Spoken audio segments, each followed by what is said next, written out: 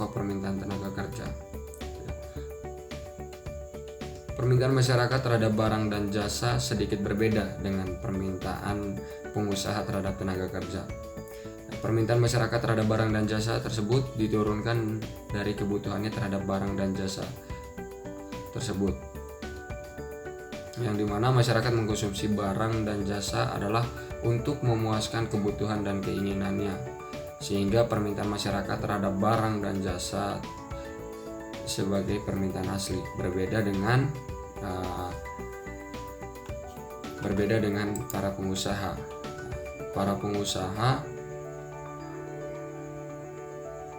Para pengusaha itu melakukan permintaan terhadap tenaga kerja yang dimaksudkan untuk membantu dalam melakukan produksi dalam rangka menghasilkan barang dan jasa yang akan dikonsumsi oleh masyarakat. Ya, jika tidak ada permintaan masyarakat terhadap barang dan jasa, maka tidak ada permintaan tenaga kerja antara pengusaha terhadap tenaga kerja. Nah, karena itu dikatakan permintaan perusahaan akan input termasuk tenaga di dalamnya merupakan suatu permintaan turunan atau device demand, yang dimana juga diakibatkan oleh adanya permintaan konsumen terhadap produk perusahaan. Nah, dalam hal ini tenaga kerja dianggap sebagai salah satu faktor produksi. Nah, teori yang digunakan untuk mengetahui permintaan pengusaha terhadap tenaga kerja adalah teori produktivitas, ya, produktivitas marginal. Artinya karena pengusaha mendasarkan diri pada keuntungan maksimal, maka pengusaha akan sangat memperhatikan tentang perbandingan antara penerimaan tenaga kerja akibat digunakannya input yang lebih banyak dengan biaya yang harus dikeluarkan penggunaan input tersebut. Jadi jika input yang ditambahkan akan dapat memberikan penerimaan yang lebih banyak dengan biaya yang harus dikeluarkan, maka input tersebut tidak akan ditambahkan lagi. Jadi karena jika itu dilakukan, maka keuntungan perusahaan akan mengalami penurunan, yang dimana dengan konsep tersebut perusahaan semestinya melakukan penyesuaian atau pilihan-pilihan agar yang akan diinginkan itu dapat dicapai. Hal ini dapat dilakukan dalam jangka panjang, seperti itu. Jadi permintaan dalam konteks ekonomi juga dapat didefinisikan sebagai jumlah maksimum, ya, suatu barang atau jasa yang dikehendaki seorang pembeli untuk dibelinya pada setiap kemungkinan harga dalam jangka waktu tertentu. Ya.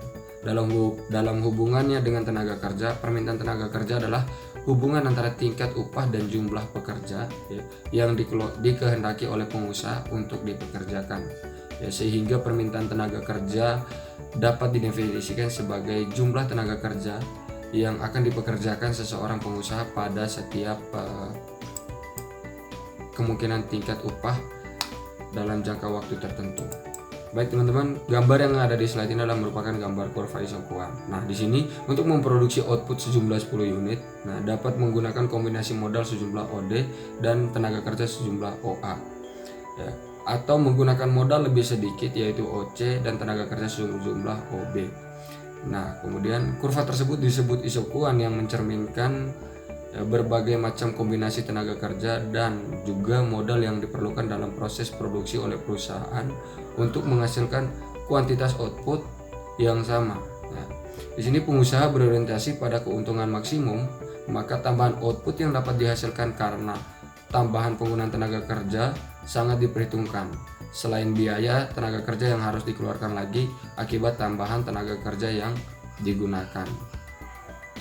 Nah, pada pembahasan mengenai isokuan, ya, untuk menghasilkan output yang sama dapat menggunakan berbagai kombinasi, yang dimana kedua input tersebut yaitu modal dan tenaga kerja adalah input yang saling mengganti, ya, dimana kedua input tersebut juga tidaklah merupakan input yang dapat saling mengganti secara sempurna bagi satu dengan yang lainnya, gitu.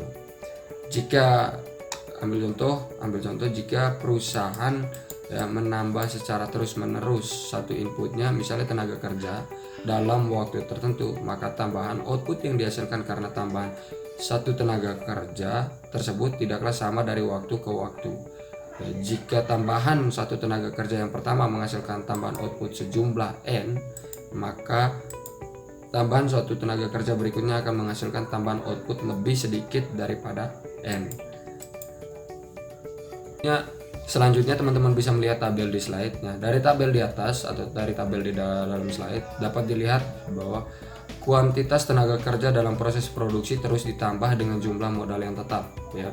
Dengan jumlah tenaga kerja ditambah, produk total atau TP juga bertambah. Nah, tambahan tenaga kerja itu tidak memberikan tambahan produk total secara proporsional, melainkan terus mengalami perubahan. Yang dimana tambahan tenaga kerja pertama memberikan tambahan produk total yang disebut produk fisik marginal atau MPP yang paling besar. Nah, selanjutnya tambahan tenaga kerja ya memberikan tambahan terhadap produk total yang semakin berkurang, yang dimana hal ini tuh dicerminkan oleh nilai yang terus menurun. Inilah yang disebut hukum tambahan hasil yang semakin berkurang. Ya. Akibat yang ditimbulkan oleh menurunnya MPP adalah produk fisik rata-rata, ya, juga terus mengalami penurunan. Ya. Tambahan karyawan yang ke-11 itu tidak memberikan tidak memberikan tambahan terhadap produk total, yang dimana jadi MPP-nya itu sama dengan 0, yang berarti jumlah karyawan sebanyak 10 atau 11 memberikan hasil yang sama. Nah, konsep ini yang mendasari kapan atau pada saat yang bagaimana pengusaha akan menambah atau mengurangi karyawannya. Selain itu, konsep inilah yang akan digunakan sebagai dasar untuk menggambarkan kurva permintaan tenaga kerja khususnya dari nilai MPP-nya, ya, seperti itu. Baik, selanjutnya itu tentang determinan permintaan tenaga kerja. Nah, pada permintaan tenaga kerja juga ada beberapa variabel yang merupakan variabel penentu dari permintaan tenaga kerja tersebut. Nah, variabel-variabel inilah yang akan diuraikan dan didefinisikan menurut pendapat Sudarsono dan juga M. Farouk. Yang pertama itu tingkat upah. Nah, tingkat upah sesuai dengan definisi permintaan tenaga kerja yang menggambarkan hubungan antara harga dan tenaga kerja. Tingkat upah dengan jumlah tenaga kerja yang diminta, maka di sini jelas terlihat bahwa tingkat upah merupakan salah satu penentu dari permintaan tenaga kerja. Yang kedua tentang teknologi. Nah, di sini teknologi dapat mempengaruhi permintaan tenaga kerja dalam dua arah. Yang pertama itu tentang permintaan penggunaan teknologi yang efektif dan tepat guna mempercepat proses produksi sehingga dapat mengurangi jumlah tenaga kerja yang diminta. Nah, kedua yaitu di sisi lain penggunaan teknologi akan dapat memunculkan permintaan tenaga kerja yang baru, ya,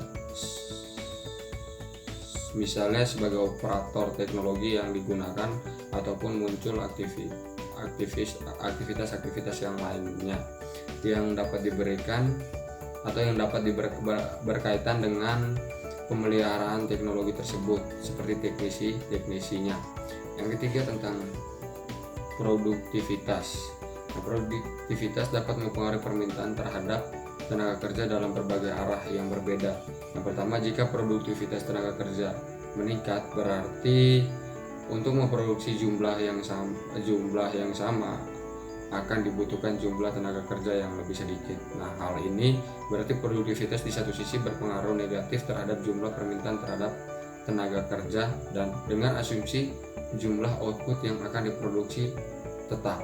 Nah, kedua, jika produktivitas tenaga kerja meningkat, berarti waktu yang dibutuhkan untuk menyelesaikan satu unit output akan berkurang. Nah, yang berikutnya tentang kualitas tenaga kerja. Kualitas tenaga kerja, ya, memberikan pengaruh yang senada dengan produktivitas tenaga kerja. Seperti yang telah disampaikan tentang peningkatan kualitas tenaga kerja juga mencerminkan peningkatan produktivitas tenaga kerja. Yang berikut, yang kelima tentang fasilitas modal.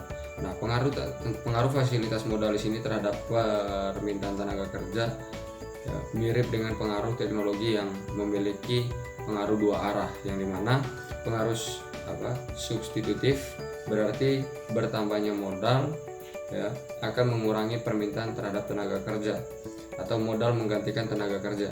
Nah, pengaruh komplementer berarti bertambahnya modal akan membutuhkan tenaga kerja bukan membutuhkan tenaga kerja yang lebih banyak untuk mengelola modal yang bertambah tersebut. Jadi meningkatnya modal akan meningkatkan permintaan terhadap tenaga kerja. Yang berikut adalah pertumbuhan ekonomi. Ya, pada sebuah fungsi produksi secara umum dengan teknologi dan harga faktor produksi yang lainnya yang konstan, maka permintaan terhadap tenaga kerja akan meningkat dengan adanya pertumbuhan ekonomi. Ya, pertumbuhan ekonomi ini dicerminkan oleh kenaikan output yang bertambah, akan menambah jumlah tenaga kerja juga untuk menghasilkan output tersebut. Baik, yang berikutnya tentang elastisitas permintaan tenaga kerja. Nah, elastisitas permintaan tenaga kerja dapat dilihat dari pendekatan mikro dan pendekatan makro. Nah, pendekatan mikro dan makro melihat elastisitas permintaan tenaga kerja dari sudut perusahaan, sedangkan pendekatan makro melihatnya dari sisi sektoral atau sektor-sektor yang ada. Itu tentang ini. Yang pertama tentang pendekatan mikro. Ya. Dari bahasan tentang determinan permintaan tenaga kerja dapat diketahui bahwa tingkat upah menentukan permintaan terhadap suatu tenaga kerja.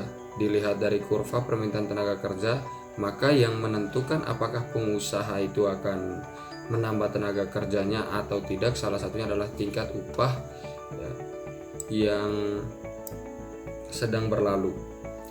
Definisi tentang permintaan tenaga kerja dikatakan bahwa permintaan tenaga kerja sebagai jumlah tenaga kerja yang diminta pada berbagai tingkat upah itu upah tenaga kerja.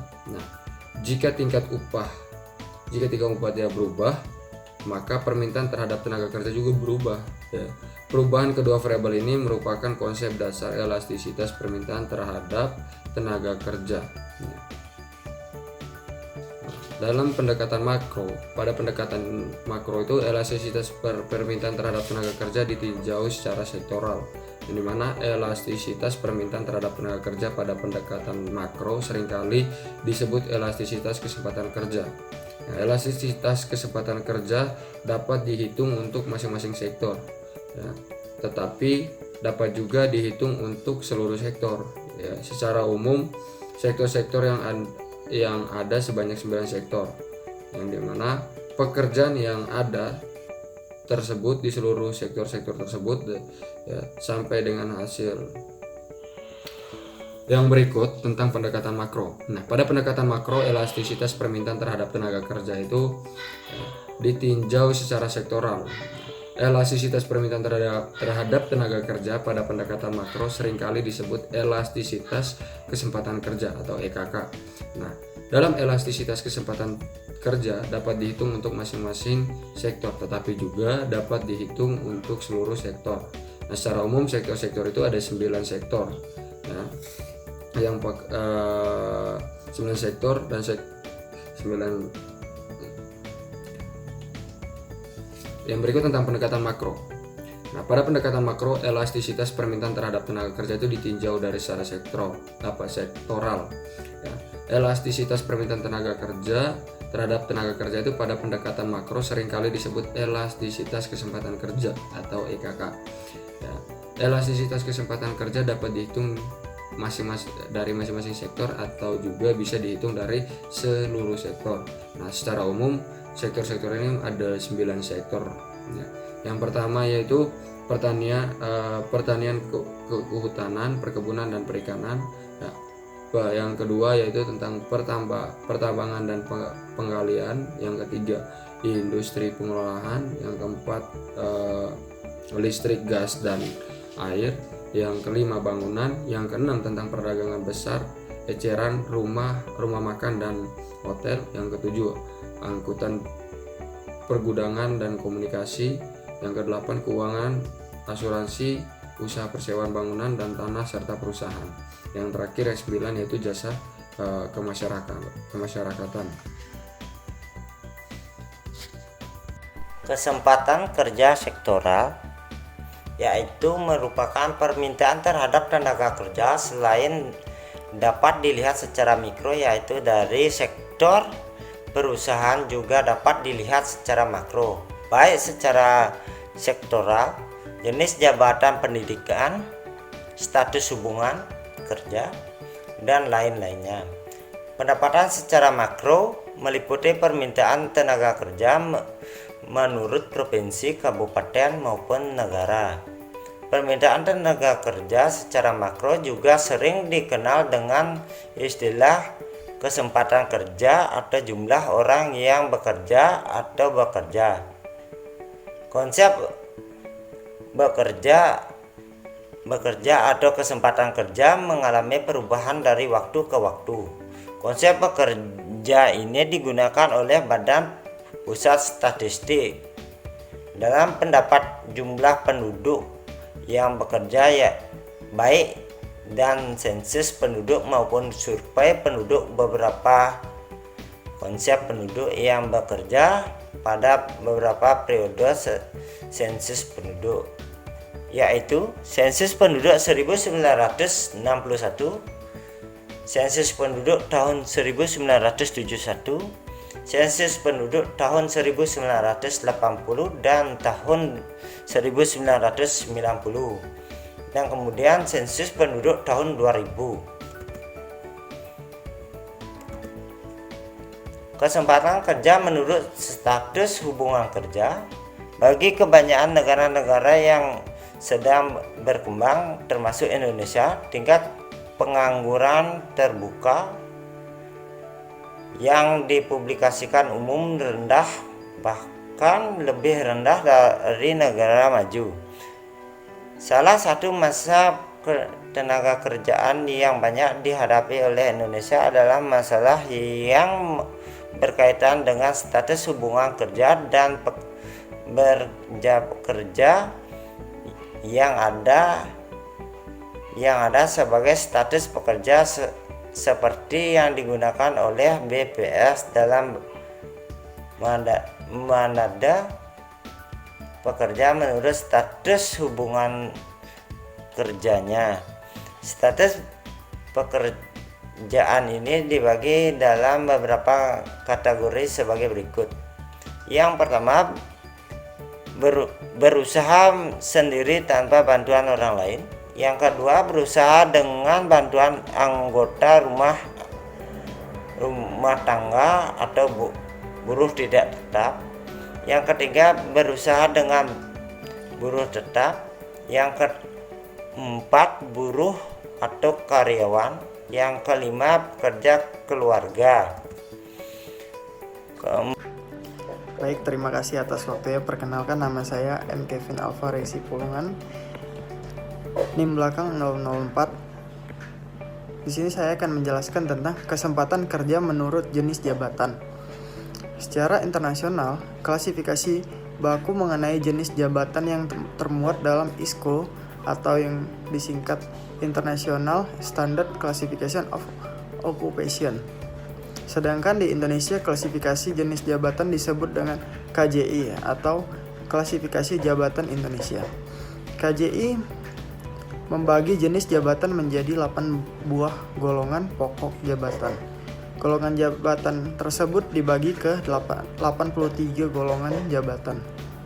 Yang selanjutnya dibagi menjadi 295 kelompok jabatan dan akhirnya menjadi 1688 nama jabatan. Adapun 8 golongan pokok jabatan tersebut adalah: yang satu, tenaga golongan 1, tenaga profesional, teknisi, dan yang sejenisnya. Golongan kedua, tenaga kepemimpinan dan ketatalaksanaan. Yang ketiga, tenaga tata usaha dan tenaga yang sejenisnya. Keempat, tenaga usaha penjualan. Kelima, tenaga jasa usaha. Keenam, tenaga usaha pertanian, kehutanan, perburuan, dan perikanan. Ketujuh, 8, 9 yaitu tenaga produksi, operator alat angkutan, dan pekerja kasar, dan lainnya.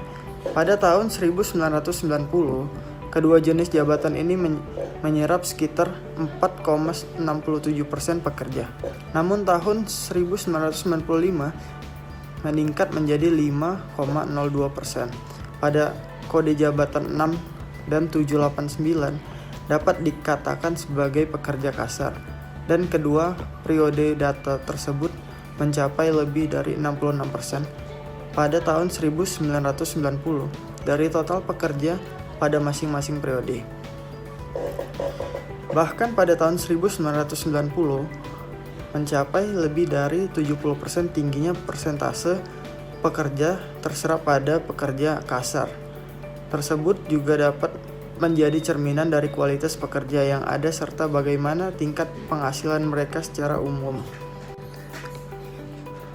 Baik, selanjutnya kesempatan kerja menurut pendidikan.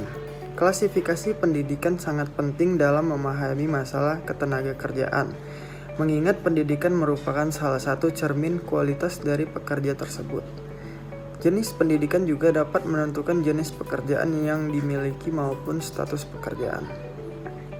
Dari sensus tahun 1971 sampai dengan sensus tahun 1995, pendidikan tertinggi yang ditamatkan oleh angkatan kerja maupun penduduk diklasifikasikan menjadi 10 kategori. Sebagai yang pertama adalah tidak atau belum pernah sekolah, yang kedua tidak atau belum pernah SD, yang ketiga sekolah dasar, yang keempat SLTP umum, yang kelima SLTP kejuruan, yang keenam SLTA umum, yang ketujuh SLTA kejuruan, yang kedelapan diploma 1 atau diploma 2, yang kesembilan akademi dan diploma 3, yang terakhir universitas atau diploma 4. Pada sensus tahun 2000 terdapat 7 klasifikasi pendidikan dari angkatan kerja dan menggunakan klasifikasi pendidikan tertinggi yang ditamatkan, yaitu yang pertama tidak sekolah atau belum tamat SD, yang kedua sekolah dasar, yang ketiga SLTP atau MTS sederajat dan atau kejuruan, yang keempat SLTA atau MA atau sederajat atau kejuruan, yang kelima diploma 1 atau 2, yang keenam akademi atau diploma 3, yang ketujuh universitas. Baik, selanjutnya pada tabel 2.7 tingkat pendidikan mereka yang bekerja relatif rendah di Provinsi Bali, dengan sebagian besar mereka memiliki pendidikan SD ke bawah, maka akan dapat diperkirakan bahwa mereka akan terlibat pada pekerjaan yang berstatus informal dan jenis pekerjaan dalam kategori pekerja pasar. Meskipun begitu, dari kedua periode data tersebut sudah ada perubahan atau penurunan persentase pekerja dengan pendidikan SD ke bawah, namun secara absolut masih tetap mengalami kenaikan, yang berarti jumlah pekerja tahun 1995 yang berpendidikan SD ke bawah meningkat dibanding dengan tahun 1990. Jika dianggap pendidikan SLTA ke atas adalah pendidikan yang cukup tinggi bagi mereka yang bekerja, maka pada tahun 1990 persentase pekerja yang pendidikan SLTA ke atas sebanyak 16,12%, dan tahun 1995 meningkat menjadi 21,64%. Pada tabel 2.8, persentase penduduk yang bekerja menurut pendidikan tertinggi yang ditamatkan di Provinsi Bali tahun 2000. Dari data pada tahun 2000, persentase pekerja yang berpendidikan SD ke bawah menurun dibandingkan dengan tahun 1995 menjadi 60%. Demikian sebaliknya, pekerja yang berpendidikan SLTA ke atas juga mengalami kenaikan dan pada tahun 2000 menjadi 27,97%. Dilihat dari segi jenis kelamin, tetap ada perbedaan pendidikan pekerja laki-laki dan perempuan. Pada tahun 2000, pekerja laki-laki yang berpendidikan SD ke bawah adalah 53,55%. Sedangkan pekerja perempuan yang berpendidikan SD ke bawah yaitu 68,49%. Demikian pula pada pendidikan SLTA ke atas. Para pekerja laki-laki persentase mencapai 33,91%, sedangkan pekerja perempuan persentasenya sekitar 21,29%. Kondisi persentase seperti ini mencerminkan bahwa rata-rata pekerja perempuan pendidikannya lebih rendah daripada laki-laki. Hal ini sangatlah berkaitan dengan norma-norma yang ada di masyarakat menganggap bahwa laki-laki adalah tulang punggung keluarga, sehingga cenderung disekolahkan lebih tinggi daripada perempuan. Rata-rata pendidikan perempuan lebih rendah dibandingkan laki-laki juga menyebabkan perempuan lebih banyak terlibat di sektor informal yang umumnya menuntut pendidikan yang relatif rendah. Baik, yang terakhir kesimpulan. Kesimpulan dari ini adalah permintaan masyarakat terhadap barang dan jasa sedikit berbeda dengan permintaan pengusaha terhadap tenaga kerja. Permintaan masyarakat terhadap barang dan jasa tersebut diturunkan dari kebutuhannya terhadap barang dan jasa tersebut. Masyarakat mengkonsumsi barang dan jasa adalah memuaskan kebutuhan keinginannya, sehingga permintaan masyarakat terhadap barang dan jasa juga sebagai permintaan asli. Variabel-variabel yang akan diuraikan diidentifikasi dari pendapat Sudarsono pada tahun 1998 dan M. Farouk pada tahun 1985. Tingkat upah, teknologi, produktivitas, kualitas tenaga kerja, fasilitas modal, pertumbuhan ekonomi, struktur ekonomi, tingkat dan tipe industrialisasi, faktor harga, dan pemilihan teknologi, pola konsumsi, dan distribusi pendapatan. Elastisitas permintaan tenaga kerja dapat dilihat dari pendekatan mikro dan makro. Definisi tentang permintaan tenaga kerja dikatakan bahwa permintaan tenaga kerja sebagai jumlah tenaga kerja yang diminta pada berbagai tingkat upah tenaga kerja. Jika tingkat upah berubah, maka permintaan terhadap tenaga kerja juga berubah. Perubahan kedua variabel ini merupakan konsep dasar elastisitas permintaan terhadap tenaga kerja. Simanjuntak pada tahun 1998 memberikan konsep elastisitas permintaan tenaga kerja yang umumnya diberi simbol E sebagai persentase perubahan permintaan terhadap tenaga kerja sehubungan dengan perubahan 1% pada tingkat upah. Pada pendekatan makro, elastisitas permintaan terhadap tenaga kerja ditinjau secara sektoral. Elastisitas permintaan terhadap tenaga kerja pada pendekatan makro seringkali disebut elastisitas kesempatan kerja atau EKK. Elastisitas kesempatan kerja dapat dihitung untuk masing-masing sektor, tetapi dapat juga dihitung untuk seluruh sektor. KJI membagi jenis jabatan 8 buah golongan pokok jabatan. Golongan jabatan tersebut dibagi lagi menjadi 83 golongan jabatan. Yang selanjutnya dibagi lagi menjadi 295 kelompok jabatan dan akhirnya menjadi 1688 nama jabatan. Sekian dari presentasi kami.